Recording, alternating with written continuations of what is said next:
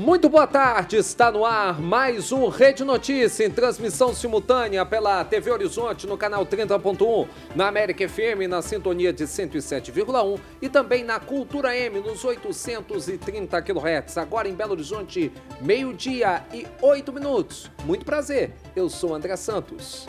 Boa tarde, André. Boa tarde, Janaína. Desculpe pela minha indelicadeza. Não, imagina, que é isso. Eu sou Janaína Regiane e a partir de agora você acompanha o que é notícia aqui em Belo Horizonte, em Minas Gerais, no Brasil e no mundo todo com a gente. E nós queremos que você também assista às nossas redes sociais. Você pode acompanhar o Rede Notícia no YouTube, no nosso canal Rede Notícia TVH e também seguir a gente lá no Instagram, @TV Horizonte Oficial e @Rádio América Oficial. E a gente começa o Rede Notícia desta quinta-feira falando de um caso que ainda é marcado por muitos segredos e incertezas. A Polícia Civil deu detalhes sobre a morte de avó, mãe e filha que foram encontradas dentro de um apartamento no Barro Preto, região centro-sul de Belo Horizonte. Os corpos de Cristina Lúcia Bastos Teixeira, de 68 anos, Daniela Teixeira Antonini, de 42, e Giovana Antonini Vasconcelos, de 1 ano e 11 meses, foram encontrados no dia 9 de maio. Vamos ao vivo agora conversar com o repórter Giovanni Rodrigues, que dá mais detalhes sobre esse caso. Giovanni, havia uma suspeita da polícia de que a mãe, a Daniela, né, a mãe da Giovana, filha da senhora que acabou falecendo, ela teria dado cabo à própria vida e feito com que as mãe e filha também morressem. Foi isso que foi confirmado, Giovanni? Boa tarde. É exatamente isso, viu, André? Boa tarde, André e Janaína. Quando a polícia chegou no apartamento, André, as portas e as janelas, elas estavam vedadas, né? E ali já começou todo o processo, né, de investigação. Daniela estava deprimida já há um bom tempo e havia tentado tirar a própria vida quando tinha terminado um noivado de 5 anos, né? E ela foi descrita que era uma pessoa que tinha um humor muito, muito alterado e ao terminar esse relacionamento, ela arrependeu muito. E no final de 2024, ela viu que o ex-noivo, ele já estava em outro relacionamento e não iria voltar para o Brasil. E com isso ela ficou muito triste. Ela entrou em um outro relacionamento, mudou para a cidade de Ipatinga, e ali ela não queria ser mãe, e acabou aí nesse relacionamento, ela acabou engravidando, né? A criança nasceu com alguns problemas de saúde. O pai estava muito feliz, né, com o nascimento dessa criança, porém, eles brigavam muito, e a criança, ela tinha uma deficiência, André e Janaína, e isso agravou a saúde mental da Daniela. De acordo com as cartas deixadas por Daniela, a criança não tinha uma vida normal, não participava das festinhas junto com os coleguinhas, havia passado por uma cirurgia, usava sonda na barriguinha, tinha retirado ali a sonda do cérebro. Uma situação aí muito triste, né? Eu conversei aqui com a delegada da Polícia Civil, a Yara França, ela dá detalhes dessa investigação. Vamos acompanhar. Todos os indícios levam a crer que essa ideação suicida partiu de fato da Daniela, né? A mãe dela já fazia um uso recorrente de medicação para dormir. Não foi constatado no sangue dela uma alteração de ingestão medicamentosa. Então, acreditamos que ela realmente foi dormir, tomou a medicação, foi dormir, e após isso, a Daniela, ela vedou a janela com fita adesiva. Ela também havia vedado a porta do quarto com um cobertor, e ali ela fez um braseiro, né, utilizando óleo de cozinha, e com essa aspiração do monóxido de carbono, as 3 faleceram em razão de asfixia. Gente, depressão mata, doença psiquiátrica não é frescura. Não é de jeito nenhum. Não é de jeito algum. E a gente precisa estender as mãos a essas pessoas. Precisa de apoio, né? Precisa de apoio, sem julgamentos. E o primeiro que tem que não se julgar é quem já passou pelo processo depressivo. Sim. Ou quem passa pelo processo depressivo. Estou falando isso porque eu já passei por processo depressivo e o mais difícil foi me aceitar como uma pessoa que estava em depressão e que precisava de ajuda. Porque pensar assim, poxa, mas eu vou ter que ir a um psiquiatra, eu não sou maluco. Pare com isso. aquela condição de medicina, de saúde, de ciência, foi desenvolvida para ajudar o outro, que precisa de uma necessidade. E muitas vezes, o que existe no nosso corpo é um desequilíbrio mesmo químico. Sim, que precisa da atuação medicamentosa para equilibrar e a gente voltar à situação normal. Tristeza e depressão. Depressão é doença, procure ajuda. Se você está com algum pensamento ruim na sua mente, procure ajuda. De algum amigo, algum familiar, alguém vai poder te ajudar. Tem um grupo de apoio à vida. Tem. Tem muita gente para poder te ajudar, você não está sozinho. Pode ou fazer até sozinha procura nessa, anônima também, né? Não precisa se identificar na hora de procurar ajuda, né? Verdade. 3 pessoas foram presas em uma operação das polícias civil e militar em Jaboticatubas, na região metropolitana de Belo Horizonte. A operação tem como alvo um grupo criminoso que, de acordo com as investigações, atuaria como um grupo de extermínio. A operação conta com apoio de cerca de 40 policiais civil do Canil e da aeronave Pegasus. Além das prisões, os policiais apreenderam drogas, armas de fogo e munições. 4 suspeitos de participação na quadrilha investigada ainda seguem foragidos. Durante a ação, 3 homens foram presos e drogas também foram apreendidas. Vamos ouvir o delegado responsável pelas investigações que dá mais detalhes sobre essa operação. Contamos com a participação de cerca de 40 policiais civis, distribuídos no 3º departamento e outros departamentos, cerca de 17 policiais militares, o apoio do Canil e da aeronave. Como resultado, nós tivemos as prisões de 3 indivíduos, sendo que 2 deles são apontados como os executores do grupo criminoso, a localização de cerca de 140 pinos de cocaína, um revólver calibre 38, diversas munições. Entendemos que o resultado foi excepcional. Restam ainda pendentes o cumprimento de 4 indivíduos que não foram localizados, que, a partir desse momento, são considerados como foragidos da justiça. Gente, olha só, a Polícia Militar de Minas Gerais prendeu um homem na manhã desta quinta-feira no aglomerado Pedreira Prado Lopes, na região noroeste de Belo Horizonte. O homem foi preso por suspeita de envolvimento no comércio ilegal de fios de cobre na capital mineira.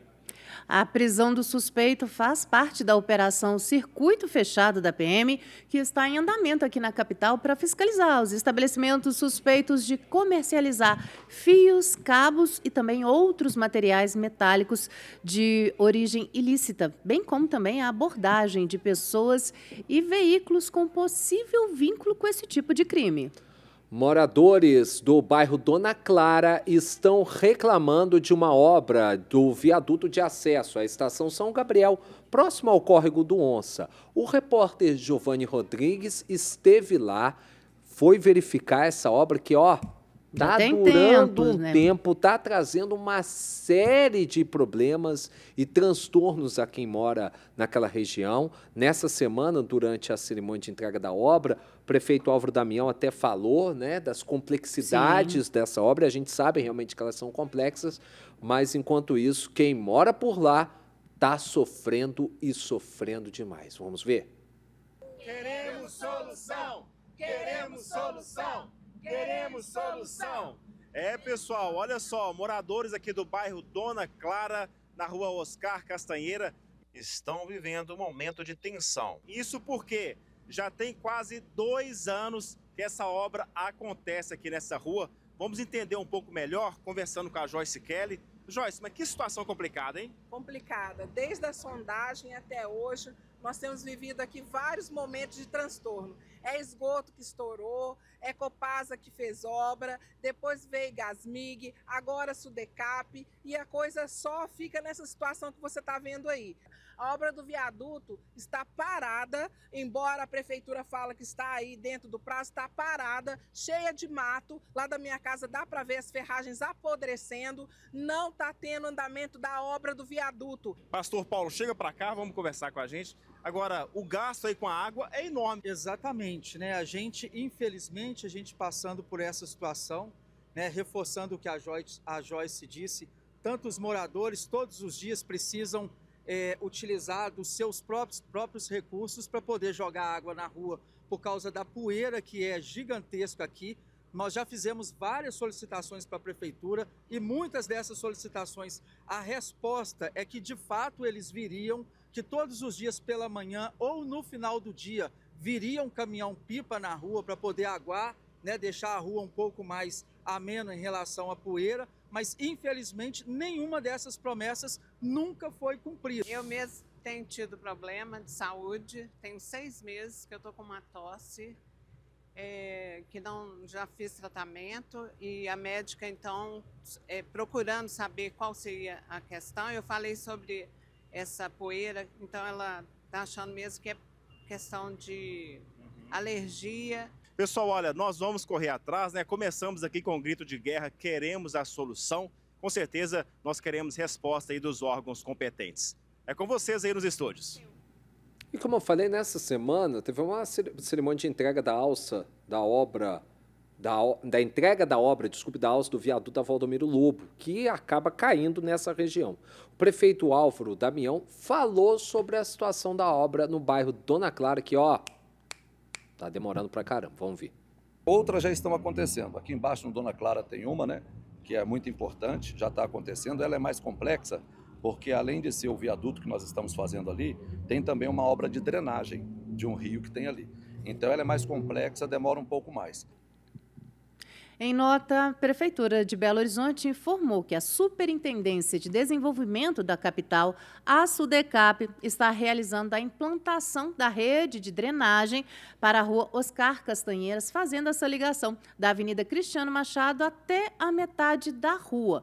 Ela também informa que estão sendo realizadas as obras de prevenção de enchentes do Ribeirão Pampulha, o trecho Praça das Águas, e ambas as obras têm previsão de conclusão de aproximadamente 70 dias. Ainda procuramos a Companhia de Gás de Minas Gerais, a Gasmig, que esclareceu que o objetivo das obras é remanejar o gasoduto existente na Avenida Cristiano Machado, e tem previsão de conclusão em setembro deste ano. Já a Copasa informou que as obras de responsabilidade da concessionária foram concluídas em fevereiro deste ano e contemplavam a execução de redes coletoras e ligações de esgoto na Avenida Sebastião de Brito, Rua Oscar Castanheiras e na Rua Orozimbo Nonato. A passagem do metrô de Belo Horizonte vai ficar 30 centavos mais cara.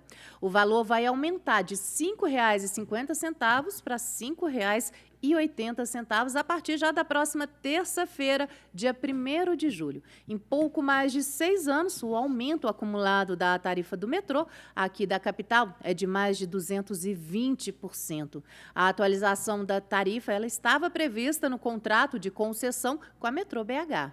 Em menos de uma semana, mais um aumento na tarifa do transporte coletivo também na Grande BH. O governo de Minas anunciou um novo reajuste, dessa vez no valor das passagens dos ônibus metropolitanos na integração com o metrô da Grande BH. De acordo com a Secretaria de Infraestrutura e Mobilidade, pasta responsável por regular o serviço, o reajuste é de 25 centavos. A medida foi publicada nesta quinta-feira no Diário Oficial do Estado e começa a valer já no dia 1º de julho. O motivo, segundo o governo, é o aumento da tarifa do metrô BH, como a Janaína nos falou agora há pouco. E além das linhas do transporte metropolitano, geridas pelo governo estadual, o aumento também vale para as integrações com ônibus de Belo Horizonte e Contagem, que são geridas pela Transcom. Nós vamos para um rápido intervalo. Na volta, a gente vai falar sobre a visita do ex-presidente da República, Jair Bolsonaro, a Belo Horizonte. Agora em Belo Horizonte, 12h21.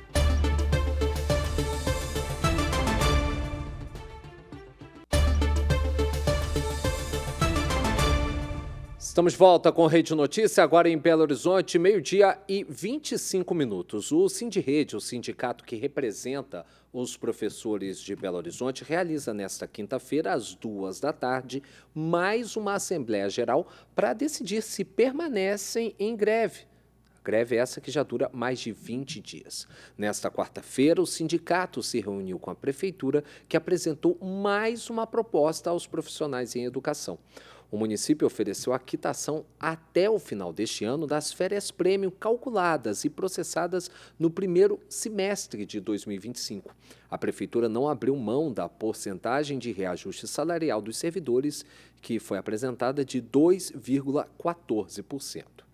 A diretora do Sindirrede, Vanessa Portugal, detalha como foi a reunião e também apresenta quais são os próximos passos da greve. A greve dos professores da Rede Municipal de Ensino está chegando no seu 20º dia. O principal motivo que levou os professores a entrarem em greve foi a proposta de 2,49% apresentado pela Prefeitura como recomposição salarial, o que nem de longe recompõe as nossas perdas, que atingem quase 40%, e não respeita os índices de recomposição do piso salarial nacional do magistério, que só esse ano foi de 6,27%. E o que choca mais a categoria é que essa proposta entra em contradição com os gastos que a Prefeitura tem feito nos últimos anos com o dinheiro da educação, com obras que não dizem respeito diretamente à educação, com compra de materiais que não têm uma utilidade dentro das escolas, e são milhões que são gastos nisso. Só de investigação do último secretário de Educação, são quase 150 milhões de gastos feitos com dinheiro da educação que estão sob investigação.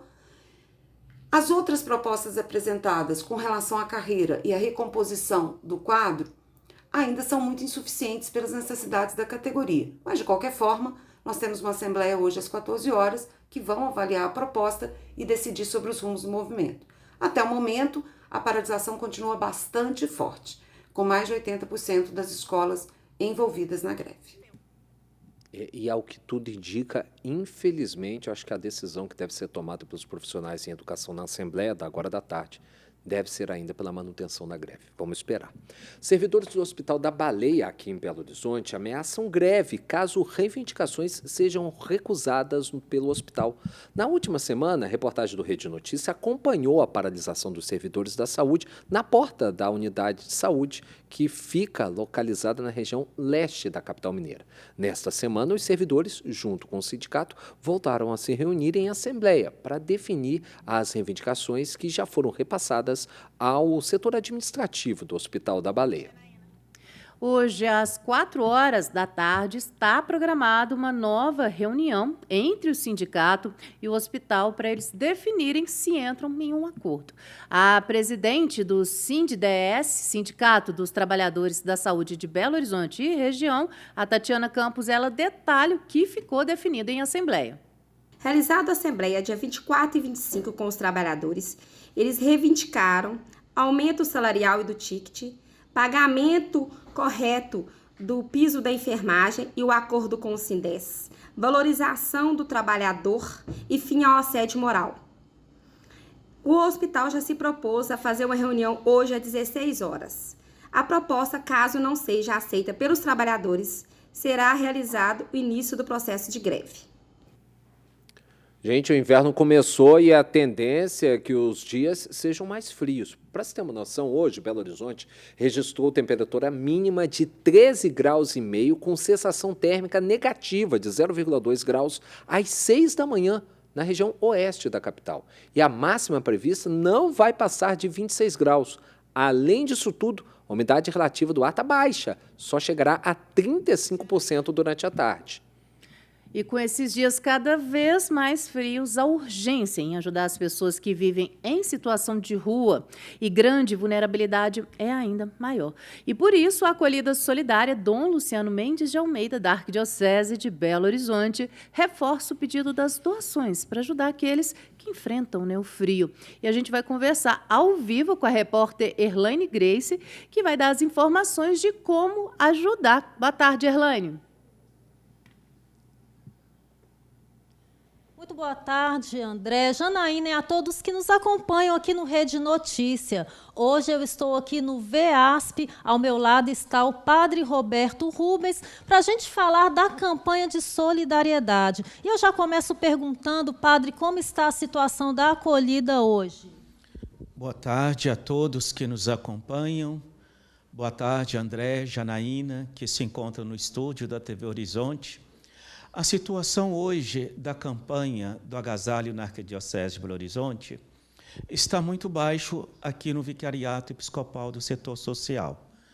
No momento, no contexto que nós temos acompanhado nas campanhas, esse período já do ano, já teríamos alcançado a arrecadação de mais ou menos uns 3.000 cobertores. E, no momento, até agora, nós recebemos apenas a doação de 1.000 cobertores.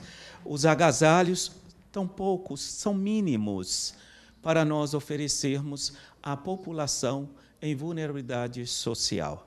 Certo, padre, estamos observando aqui, olha, tem alguns cobertores, mas mostra para a gente os estoques lá dentro também, para os telespectadores e ouvintes também da Rádio América verem a situação e poderem contribuir também com essa campanha. Olha só, aqui nós temos shorts, tem calçados para todas as idades, masculinos, femininos, mas tem uma demanda, né, que é mais necessária, é mais essencial aí para os moradores de rua. Não é isso, padre? É isto mesmo. Vocês podem acompanhar e observar que o nosso estoque está muito baixo aqui no Vicariato do Setor Social da Arquidiocese. Sobretudo, os agasalhos para o público masculino, que é o maior público em situação de vulnerabilidade na Arquidiocese de Belo Horizonte. Por isso, nós estamos reforçando essa campanha, pedindo a todos que acompanham essa entrevista para sensibilizar com a necessidade do próximo e fazer um pouco para poder aquecê-los neste período do frio. Então, pessoal, corrigindo aqui, pessoas em situação de rua, né? Não são moradores de rua. Padre, e a demanda é muito grande, são cerca de 120 pessoas que procuram aqui, em média, no mês, na semana. Durante a semana, são em torno de mais ou menos 120 a 160 pessoas que passam aqui no Vicariato Social em busca de agasalho, em busca de roupas e também cobertores, sobretudo neste período do frio. Certo, pessoal, as doações elas podem ser feitas pessoalmente aqui na Rua Além Paraíba, número 208, e de segunda a sexta, de 8 às 17 horas, e também doações via Pix, para quem não puder comparecer e quiser contribuir, o número é o 31 97 104 7831. Então, é importante reforçar aqui a fala do padre, principalmente vocês homens, né? Doem também, estamos precisando aí de peças masculinas, e você que tem um cobertor em casa que não usa, que está lá jogado, tenha consciência de que tem muita gente que está precisando e que vai fazer a diferença e vai salvar a vida de uma pessoa se você tirar esse cobertor aí do seu guarda-roupa e trazer aqui, né, para a doação. Volto com vocês agora, Janaína, André. Obrigado, Erlane. Volta aí para pedir para o pessoal no nosso gerador de caracteres colocar novamente aí o número da chave Pix, porque tem muita gente na nossa correria do dia a dia que não consegue sair daqui até lá, né, no local de entrega pessoal, mas aí qualquer doação por Pix, o pessoal vira e coloca dentro da maior necessidade que se tem lá dentro, né? E é sempre bom reforçar também, né, André? Toda doação é bem-vinda, mas que esteja em bom estado, né? Exatamente, exatamente. Está aí o Pix, 31 97104 7831.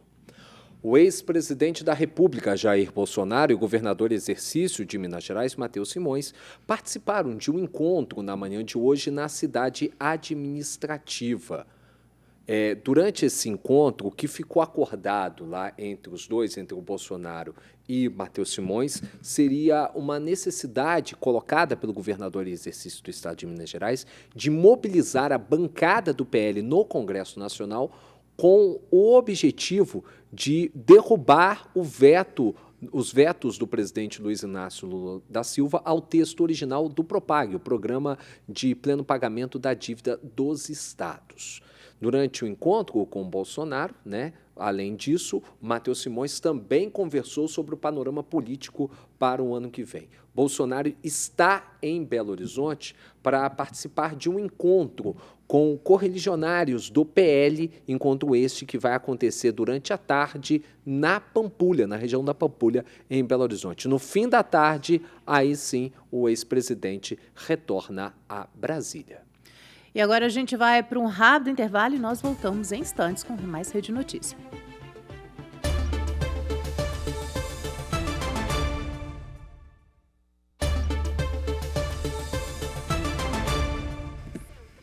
Voltamos com Rede Notícia agora em Belo Horizonte, 12 horas e 38 minutos, e a gente recebe aqui para o nosso quadro de entrevistas o vereador por Belo Horizonte, Pedro Patrus, do PT. Pedro, obrigado pela sua presença, sempre um prazer te ver bem e atuante sempre em Belo Horizonte. Muito obrigado, Pedro. André, boa tarde, né? Boa tarde, boa Antitudo, tarde. né? Um prazer estar aqui. Boa tarde, Boa tarde, Janaína. bem-vindo, Pedro. É sempre um prazer poder conversar com vocês. Ô Pedro, a gente está falando para a TV Horizonte, Rádio América e Rádio Cultura. Vamos começar falando sobre um tema que está bem aí, está acontecendo agora, que é a greve dos profissionais em educação em Belo Horizonte. A Prefeitura ontem aumentou um pouco mais a proposta, sinalizou poder ajudar um pouco em relação à questão das férias prêmio, de aumentar o nível da carreira, de convocar profissionais de concurso público, até abrir um novo concurso público, mas pelo jeito a coisa chegou num nível de tensão tão grande que mesmo com essas sinalizações pode esse movimento grevista permanecer. Você acha que o que fez com que esse movimento grevista chegasse a esse ponto? Já estamos quase 20 dias de greve, quase 3 semanas de greve, se completa amanhã 3 semanas de greve. Você acha que aquela viagem do prefeito Álvaro Damião a Israel ajudou com que esse processo ficasse ainda pior? Boa tarde, antes de tudo. Olha, André, eu primeiro tenho que dizer da importância de valorizar as professoras, os professores da nossa cidade. Eu acredito que Belo Horizonte ainda tem muito que valorizar esses profissionais. São os profissionais que atuam direto com os nossos jovens, com as nossas crianças. Então, primeiro, deixar nosso total apoio a essa greve que é legítima. Nós temos essa relação com a categoria, com os sindicatos. A Prefeitura ofereceu um índice de aumento muito pequeno, que é quase nada para a valorização de professor, que é diferente das outras carreiras da Prefeitura. O Sindibel, que é o sindicato mais geral da Prefeitura, já fez um acordo com a Prefeitura através de negociações de carreiras diferentes, com aumentos reais, com questão do vale-refeição, várias outras questões, que é legítimo também esse tipo de acordo e de diálogo com o Poder Executivo. O Sindirrede, que é o sindicato que representa os professores e as professoras, não aceitou esse índice e quer negociar. Por isso que eles entraram em um movimento de greve, que eu repito, é um movimento legítimo. Eu acho que a Prefeitura deve, de alguma forma, continuar essa negociação e aumentar as propostas. Greve é isso, é diálogo. Nem tudo que o sindicato quer vai acontecer, mas nem tudo que a Prefeitura oferece somente também vai acontecer. Então, esse diálogo e essa conversa é fundamental que ocorra, e é isso que a gente, enquanto Poder Legislativo, tem tentado contribuir. Demorou essa conversa acontecer? Eu acho que demorou. Eu não acredito a viagem do prefeito a Israel como motivo. É claro que atrasou o diálogo, porque ele viajou exatamente, ele anunciou e viajou. A Prefeitura, o Poder Executivo, anunciou o aumento com ele viajando. Então, a negociação, ele tem que estar presente, pelo menos, em Belo Horizonte, para fazer essa negociação. Se apertar, é comum e normal que o prefeito entre.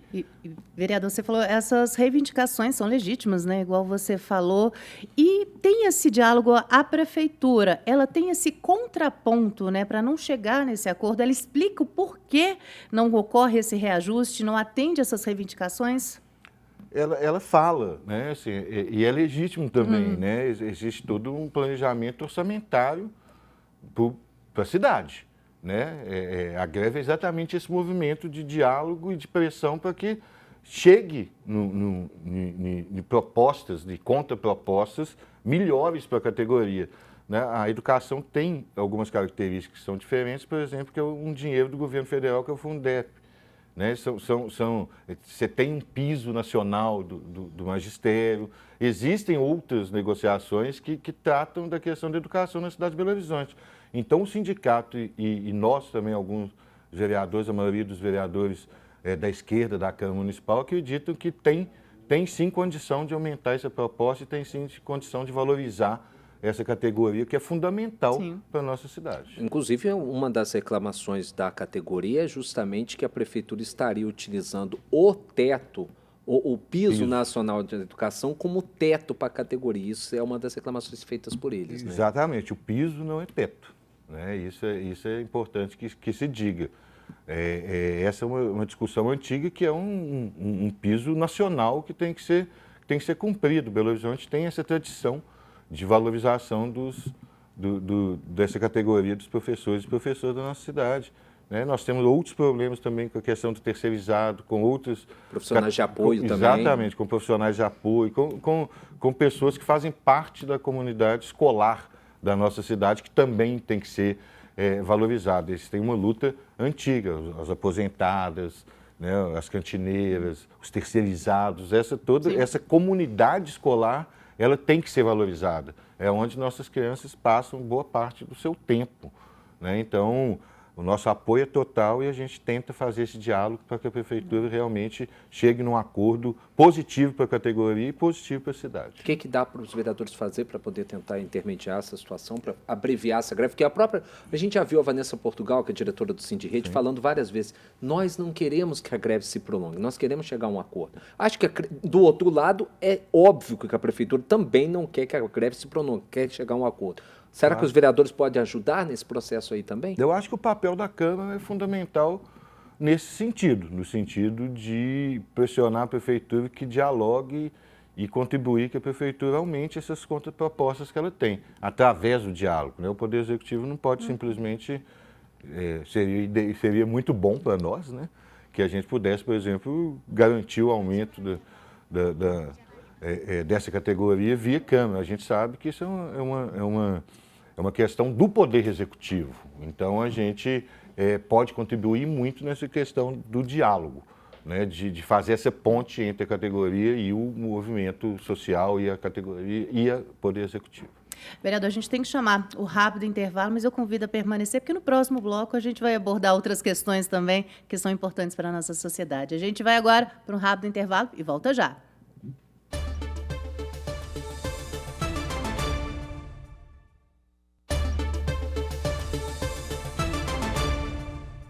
Estamos de volta e seguimos aqui com o Rede Notícia, agora 12 horas e 49 minutos, para a gente continuar essa conversa com o vereador Pedro Patrus, do PT. Vereador, você está na Câmara, quantos mandatos? 4? Esse é o meu quarto mandato. Quarto mandato. Há muito tempo passou por um monte de gente. Você passou por legislação, por presidência de...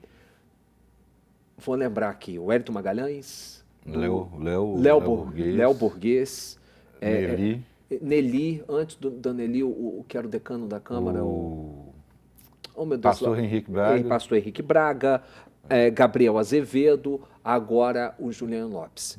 Vários momentos conturbados, mas acho que o que a gente viu na última legislatura, principalmente já quando o Gabriel esteve à frente da Câmara, a gente viu um período que foi muito conturbado, que muita coisa ficou parada durante um tempo, depois saiu até, temos que dar o mérito ao Gabriel, que ele conseguiu fazer avançar e zerar muito dos projetos de lei que estavam parados na Câmara, mas o clima era muito difícil lá dentro. Mudou esse clima para esse ano ou a coisa continua difícil, mas de forma diferente? André, primeiro é importante dizer que a Câmara é esse espaço. Né? O Poder Legislativo é um espaço do parlamento mesmo, né? Da disputa de ideias, do diálogo. Então, momentos mais tensos existem sempre. Né? Eu acredito que nesse momento tem um clima mais ameno. E o ser mais ameno não quer dizer que é melhor ou pior, né? Mas é um clima diferente. É claro que cada presidência da Câmara, cada prefeito que está no Executivo também muda a relação que a Câmara tem. Nós passamos por um momento muito delicado e triste para a cidade de Belo Horizonte, que foi o adoecimento do prefeito Duarte e depois o seu falecimento. Né? São momentos difíceis e o prefeito Álvaro Damião assume, fez uma campanha de vice e assume a prefeitura com a morte do Fuad. Então, é normal que esse primeiro semestre também seja um momento de mais tranquilidade, porque o prefeito... Também, né? Exatamente, o prefeito tem feito a prefeitura da sua forma, ele herdou uma prefeitura de uma forma e a gente já tem visto algumas mudanças, que é exatamente colocar um pouco a cara do Álvaro Damião na prefeitura. Então, a Câmara, nesse momento, ainda tem estudado o cenário, né? Agora, o prefeito Álvaro Damião foi parlamentar, conhece bem a Câmara, boa parte da Câmara que está ali era par dele na legislatura passada, nos 2 mandatos que ele exerceu como vereador de Belo Horizonte. Como que está essa relação do Álvaro com os seus ex-pares vereadores? É diferente, é melhor ou pior do que era com o Fuad, por exemplo? Olha, tem os prós e os contras, né? Quais são? De ter um ex-prefeito, de ter um ex-prefeito que foi vereador. Primeiro, ele conhece a Câmara, ele conhece muito dos parlamentares que estão nessa atual legislatura. E tem um contra de que você demora um tempo, são funções e são funções diferentes de ser do Poder Legislativo e do Poder Executivo.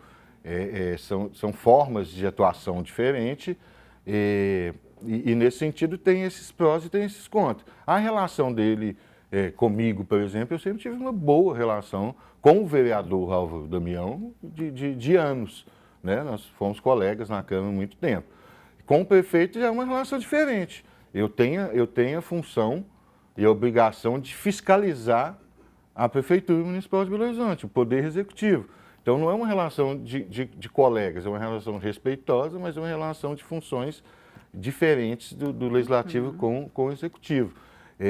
Nesse momento, como eu disse, que a Câmara ainda se estuda essa conjuntura que nós estamos vivendo, o prefeito está tendo uma boa relação com a Câmara, boa relação com o atual presidente, o vereador Juliano Lopes, e tem caminhado. Agora, foram pouquíssimos projetos relevantes da cidade, do Poder Executivo, para a discussão da Câmara, né? São projetos que ainda não vieram. Eu acho que esse teste mesmo será quando vier projetos, por exemplo, que ele tem anunciado de mudança de plano diretor.